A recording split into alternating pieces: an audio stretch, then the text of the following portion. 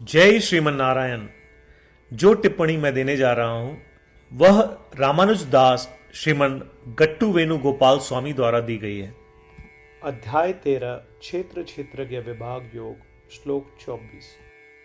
ध्यानेन आत्मनि पश्यन्ति केचित्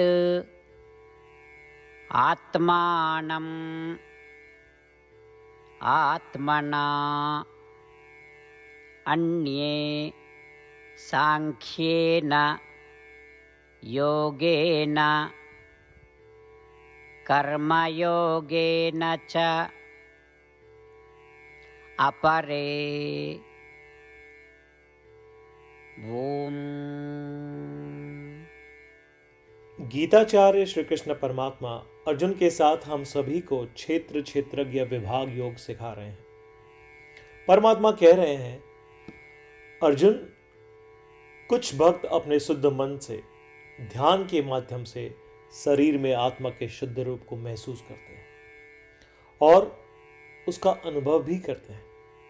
अन्य लोग ज्ञान के माध्यम से आत्मा को महसूस करने और अनुभव करने का प्रयास करते हैं और कुछ अन्य लोग कर्म योग के मार्ग से अपने मन को शुद्ध करना और आत्मा को महसूस करने का अनुभव करते हैं।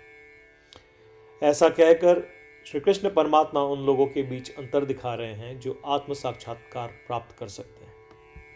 श्री कृष्ण परमात्मा की शिक्षाओं का ध्यान करते हुए फल की इच्छा किए बिना अपने कार्यों को ठीक से करने का प्रयास करते हुए आचार्यों के माध्यम से ज्ञान प्राप्त करते हुए श्रीमन नारायण में अटूट और अनन्य भक्ति रखते हुए श्रीमन नारायण को प्राप्त करने का लक्ष्य रखते हुए और केवल श्रीमन नारायण की शरण लेते हुए आइए हम श्री कृष्ण परमात्मा के शब्दों को श्लोक के रूप में दोहराने का प्रयत्न करें। ध्यानेनात्मनि पश्यन्ति केचिदात्मानमात्मना अन्ये सांख्येन योगेन कर्मयोगेन चापरे। श्रीमद् भगवद गीता का संपूर्ण सार श्री कृष्ण परमात्मा द्वारा अध्याय 18 श्लोक 65 से 70 में 8 कार्य करने के लिए दिया गया है। श्री कृष्ण कहते हैं, मुझे वे लोग पसंद है जो इन 8 बातों का पालन करते हैं। मैं उन भक्तों की हर प्रकार से रक्षा करूंगा। श्री कृष्ण परमात्मा द्वारा बोली गई संपूर्ण भगवत गीता को सुनने के बाद अर्जुन कहते हैं, करिष्ये वचनम तव, जिसका अर्थ है, कृष्ण, मैं वैसा ही करूंगा जैसा आप कहेंगे। यही कारण है कि श्री कृष्ण ने अर्जुन को सभी प्रकार की सफलताएं और जीत प्रदान की है। आइए परमात्मा को वचन दे कि हम इन 8 कर्मों का पालन करेंगे। ऐसी कोई पूजा, तप या यज्ञ नहीं है जो परमात्मा को यह शब्द देने से बढ़कर हो।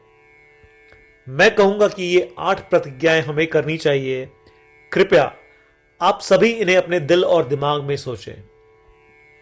इस प्रकार श्री कृष्ण को अपना वचन देते हुए आइए हम सभी श्री कृष्ण के सुंदर चेहरे को खुशी से चमकते हुए देखें और आनंद का अनुभव करें। जय श्रीमन नारायण। ये है हमारे 8 वचन। हमारा पहला वचन, हे श्रीमन नारायण, जैसा आपने निर्देश दिया मैं हमेशा आपका ध्यान करूंगा और आपके बारे में सोचूंगा। हमारा दूसरा वचन, हे श्रीमन नारायण, जैसा कि आपने सलाह दी मैं हमेशा आपका भक्त रहूंगा। हमारा तीसरा वचन, हे श्रीमन नारायण, मैं अपने सभी कार्य आपकी सेवा के रूप में और आपकी संतुष्टि के लिए करूंगा। हमारा चौथा वचन, हे श्रीमन नारायण, जैसा कि आपने अनुसरण करने के लिए कहा था, मुझे पूरा विश्वास है कि मैं आपका हूं और मैं हमेशा अपने हाथ जोड़ूंगा और आपको नमस्कार करूंगा। हमारा पांचवा वचन, हे श्रीमन नारायण, मुझे आपके शब्द मामेकम शरणम व्रज याद आते हैं जो आपने सिर्फ और सिर्फ आपको ही समर्पण करने को कहा था। श्रीमन नारायण, मैं केवल आपके प्रति समर्पण करता हूं।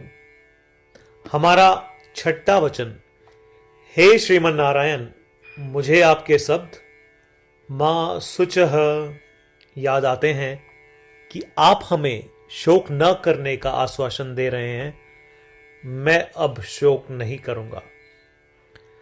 हमारा सातवां वचन, हे श्रीमन नारायण, आपने हमारे लिए श्रीमद् भगवद गीता देकर हम सभी पर कृपा की है और आशीर्वाद दिया है। मैं कम से कम एक श्लोक पढ़ने या सुनने का वादा करता हूं। हमारा आठवां वचन, हे श्रीमन नारायण, आपने सारी मानवता को गीता प्रदान की। मैं गीता में आपके दिव्य शब्दों को उन भक्तों तक फैलाने का प्रयास करूंगा जो गीता से अपरिचित हैं। हमने अभी अभी परमात्मा को 8 वचन दिए हैं। प्रतिदिन श्रीमन नारायण को यह वचन देना कि हम वैसा ही करेंगे जैसा वे कहेंगे, अपने आप में एक महान पूजा है। आइए हम उसे अपने अटल विश्वास के साथ अपना वचन दें। श्रीमन नारायण करिष्ये वचनम तव, जिसका अर्थ है, श्रीमन नारायण, मैं आपके निर्देशों के अनुसार कार्य करूंगा। सर्वम श्री कृष्णार्पणमस्तु। जय श्रीमन नारायण। ध्यानेन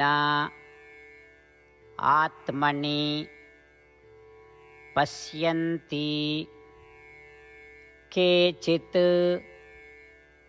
आत्मानम् आत्मना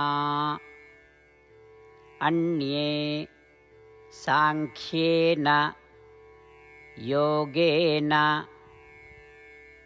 कर्मयोगेन च अपरे ॐ ध्यानेनात्मनि पश्यन्ति केचिदात्मानमात्मना